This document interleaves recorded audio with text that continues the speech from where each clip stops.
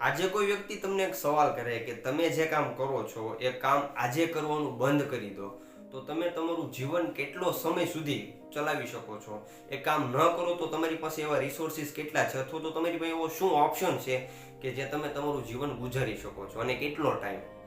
આ પ્રશ્નનો જવાબ શું હોઈ શકે? તો આ પ્રશ્નનો જવાબ કંઈક આ રીતે હોઈ શકે. સૌથી પહેલું એ કે તમારી જે હાલની આજની ઇન્કમ છે, માની લો 20,000 રૂપિયા છે. હવે એ 20,000 રૂપિયા તમારે દર મહિને જરૂર પડે છે, તો એ પ્રમાણે તમારી પાસે ઇમરજન્સી ફંડ કેટલો સમય સુધીનો ચાલી શકે એમ છે. એ ભલે 10 લાખ રૂપિયા હોય તો ભલે, અને 20 લાખ રૂપિયા હોય તો પણ ભલે.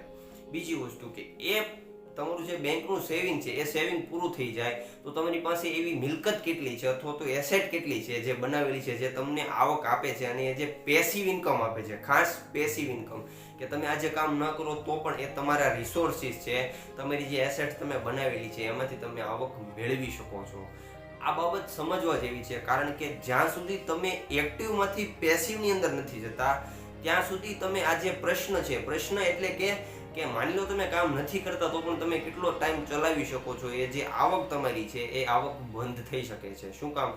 કારણ કે જ્યારે તમે એક્ટિવમાંથી પેસિવમાં જાઓ છો ને ત્યારે તમારે ઘણી બધી મહેનત કરવી પડે છે, અને એ મહેનત પાછળ તમે એનું જે ફળ છે એ રીતે લઈ શકો છો કે તમે કામ કરવાનું બંધ કરી દો ને તો પણ તમારા જે રિસોર્સિસ છે ને એમાંથી તમે આવક મેળવી શકો છો.